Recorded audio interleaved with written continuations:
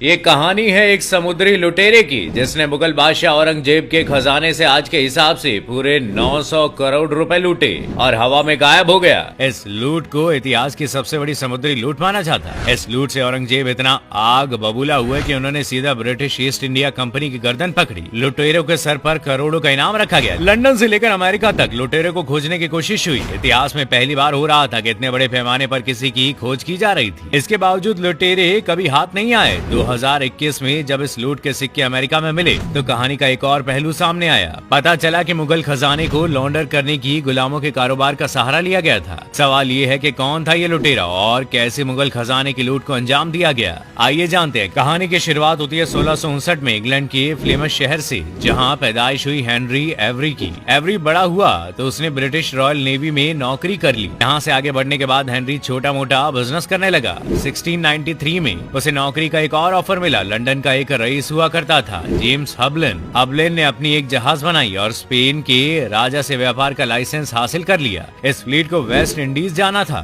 लेकिन स्पेन पहुंचते ही हबलिन की फ्लीट को रोक दिया गया। यहाँ आगे के सफर के लिए दस्तावेज बनने थे, लेकिन इस काम में महीनों लग गए। इस बीच फ्लीट में काम करने वाले लोगों को ना तनख्वाह मिली, ना ढंग का खाना पीना। शिप पर काम करने वालों में गुस्सा बढ़ता जा रहा था। हेनरी ने इस गुस्से का फायदा उठाया। उसने कुछ लोगों को अपने साथ मिलाया और बगावत कर दी। 7 मई 1694 को हेनरी ने जहाज पर कब्जा कर लिया और रात के अंधेरे में समुद्र में गायब हो गया। और उसके साथ शिप पर 85 लोग थे। उसने इन लोगों से वादा किया कि अगर वो सभी उसका साथ दें तो भारत पहुंचकर ईस्ट इंडिया कंपनी के जहाजों को लूटेंगे और खूब पैसा बनाएंगे। हेनरी को शिप का कप्तान बना दिया गया। उसने अपने शिप का नया नाम रखा, द फेंस। फेंस नाम का ये जहाज अफ्रीका से होते हुए हिंद महासागर में पहुंचा। रास्ते में इन्होंने कई व्यापारी जहाजों को लूटा और कई लोगों को शिप पर भर्ती भी कर लिया। जहाज में काम करने वालों की संख्या अब 184 हो चुकी थी, लेकिन हेनरी को और लोगों की जरूरत थी। इसलिए 1695 आते आते उसने 5 और पायलट जहाजों को अपने साथ शामिल कर लिया। अब उसके पास 400 आदमी और 6 जहाजों की टीम थी। यमन के पास लाल सागर में पैरम नाम का एक द्वीप पड़ता है। हेनरी ने इस द्वीप को अपना ठिकाना बनाया। ये जगह एक खास मकसद से चुनी गई थी, क्योंकि ये वही रास्ता था जहाँ सूरत से मक्का का हर साल एक खास वक्त पर मुगल जहाजों का एक बड़ा बेड़ा इस रास्ते से गुजरता था। जहाजों के इस बेड़े में हज पर जाने वाले लोग हुआ करते थे। साथ ही सूरत से सामान भी भेजा जाता था ताकि मिडल ईस्ट में बेचा जा सके।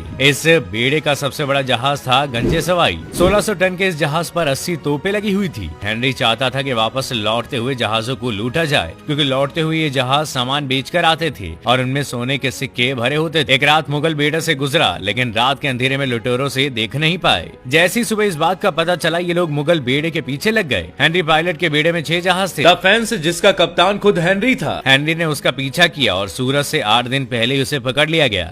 वैसे तो मुगलों के जहाज में 80 तोपें थी, लेकिन उस दिन उनकी किस्मत खराब थी। पहले ही हमले में गंजे सवाई के एक तोप में धमाका हो गया और शिप पर आग लग गई और 40 तोपची मारे गए। इससे मची भगदड़ का फायदा उठाकर लुटेरे शिप पर चढ़ गए। 3 घंटे ये लड़ाई चली और उसके बाद कब्जा हो गया। शिप पर कब्जा होते ही हेनरी के लोगों ने सोने की खोज करनी शुरू कर दी। शिप पर मौजूद लोगों को टॉर्चर किया गया। शिप पर हज पर जाने वाली कई औरतें भी थी। कई दिनों तक उनके साथ जबरन किया गया। कई औरतों ने अपनी इज्जत बचाने के लिए समुद्र में छलांग लगा दी। जो बच गए उन्हें लुटेरे अपने साथ ले गए और साथ ही मुगल खजाना भी ले गए। कई जगह ये जिक्र आता है कि शिप पर औरंगजेब की एक रिश्तेदार भी थी। उसके साथ भी बदसलूकी की गई। जहाज को लूटने के बाद उसे भारत के लिए रवाना कर दिया गया। खबर जब औरंगजेब तक पहुंची तो वो आग बबूला हो गए। खासकर हज कर लौट रहे लोगों के साथ हुई हरकत के उनका गुस्सा 7वें आसमान पर पहुंच गया था। ब्रिटिश ईस्ट इंडिया कंपनी को तब सूरत सहित कुछ पोर्ट्स पर व्यापार की परमिशन मिली थी। उन्होंने तुरंत कंपनियों की 4 फैक्ट्रियों पर ताला लगा दिया और फौज को आदेश दिया कि बॉम्बे पोर्ट पर हमला कर अंग्रेजों को हमेशा हमेशा के लिए भारत से खदेड़ दिया जाए। ब्रिटिश ईस्ट इंडिया कंपनी का इस लूट में सीधा हाथ नहीं था, लेकिन मुगल अधिकारी मानते थे कि कंपनी के बेईमान अधिकारियों ने उनके शिप्स की जानकारी लुटेरों तक पहुंचाई थी। उन्होंने डर के मारे औरंगजेब को खुश करने के लिए वादा किया कि वो पूरे नुकसान की भरपाई करेंगे। बात इंग्लैंड तक पहुंची।